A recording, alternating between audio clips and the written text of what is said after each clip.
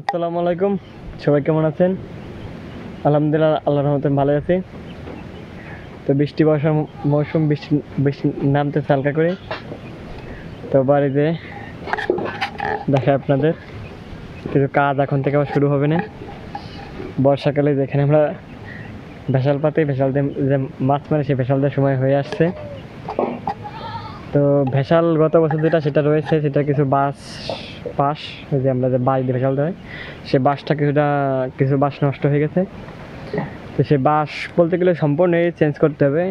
দুটো বাঁশ থাকবে অনলি, যে দুটো আর কি বাঁশের দুধ মানে জালটা ওঠানামা করে, ওটা বলে দাঁড়ির বাঁশ।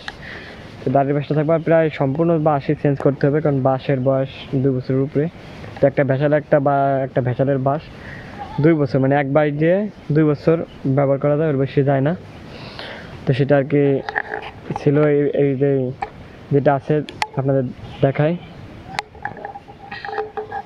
ওই দেখতেছেন যে ওইটা মানে এই যে বর্তমানে বাসগুলো এগুলো সম্পূর্ণ চেঞ্জ হবে। কিন্তু দেখতেছেন এই যে ভেসালের তলে একটু কচুরিপানা রয়েছে, এটা পরিষ্কার করতে হবে। মানে এখানে এখন পুরোপুরি পরিষ্কার করে ফেলতে হবে, যাতে ভেসাল ভালোভাবে করতে পারি। তো এটা করবো, মানে কাজ এখন থেকে আবার কিছুটা চলবে একভাবেই। আপনাদের আর দেখাই দেখতেছেন এই যে এখানে পচলা, মানে এখানে যে কচুরি মেরেছিলাম, এই যে একটা গাইড কচুরির, এই যে এই জমিটা, এই যে কিছু কচুরি দেখা যায়, সে কচুরিপানা। তো ওইটা আর কি এখন ওইটাও মারবো, মানে সম্পূর্ণ জমিটা দেখতেছেন এই যে এসির ভিতরে এই যে এই কচুরিগুলো এগুলো পরিষ্কার করে সম্পূর্ণ এইখানে, এই যে এখানে দেখছেন এই যে পচলা, এগুলো সবই কচুরি পচা, এগুলো সম্পূর্ণই আইনে এখানে গাইড দিব। এর লগন আজকের কাজ, ইনশাল্লাহ আজকে এটা করবো। আসুন শুরু করে দিই কাজ। দেখতেছেন এটার লগন আমাদের আইল, এই যে বরাবর। মানে এই জমিটা তো আমরা পরিষ্কার করবো না, এটা তো আমাদের জমি না। আমাদের জমি যদি এই যে পরের জমির যে ময়লা, এটা যাতে আমাদের জমিতে না ঢুকতে পারে, এখানে দেখতেছেন এই যে বাঁশ দিয়ে দিচ্ছে, বাঁশকে এটারে সম্পূর্ণ ঠেকে রাখবে, যাতে এটার আমাদের জমির ভিতরে আর ঢুকতে হবে না। এখানে যে প্রথমে একটা বাঁশ গাড়ি দিয়ে, তারপরে আরেকটা, এটা এখন দাঁড়ির বাঁশ দেখেছেন ওরেন, এটা এখন বাড়তি, এটা এখন আরও 1 বছর আগেরটা। এটা ওই গুঁড়া থেকে ভেঙে গেছিলো বলে ভ্যান থেকে খুলে নিয়েছি। মানে গত বছর এটা নষ্ট হয়ে গেছিলো, তো সেই বাসে যে এটাকে আর কি এখন আমি এখানে দিয়ে দিতেছি, মানে যে পরের জমির ময়লা আমাদের জমিতে না আসে, এবং আমাদের জমির ময়লা পরের জমিতে না যায়।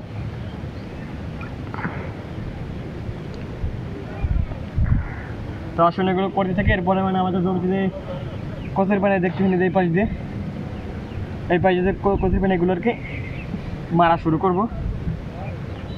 কারণ এখন যদি মেরে রাখি কচুরি পানা, এখন দেখতেছেন অল্প পরিমাণ, তাহলে কষ্ট কম হবে। মানে অল্প মারতে তো বোঝেন, অল্প মারতে কষ্ট কম, বেশি হলে তখন তো সেটার প্রতি কষ্ট বেশি হয়। সেখানে এখন শুধু এই অল্প আছে, এই যে এখান থেকে অল্প শুধু এগুলো এখন আর কি মারবো।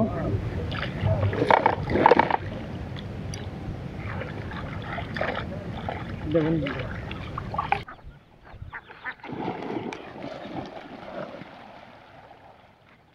দেখুন এটা এখন বরফপুর, এই যে কিছু অল্প একটু পরিষ্কার করেছে জমির, মানে পানিতে যে কি পরিমাণে চুলকায় দেখতেছেন। এই যে একটা ডোপ, মানে এই একটাই দেখার মতন আছে। আর প্রায় মানে আর চুল পরিমাণ জায়গা বলতে গেলে ফাঁকা ছিল না, পুরো হাত ফুলে গেছিলো, হাত না পুরো শরীরই আমার ফুলে গেছিলো ওই সময়, মানে অতিরিক্ত। মানে এরকম চুলকানি আমি আজ পর্যন্ত বিলের পানিতে কাজ করছি, এরকম চুলকানি আজ পর্যন্ত আমার হয় নাই।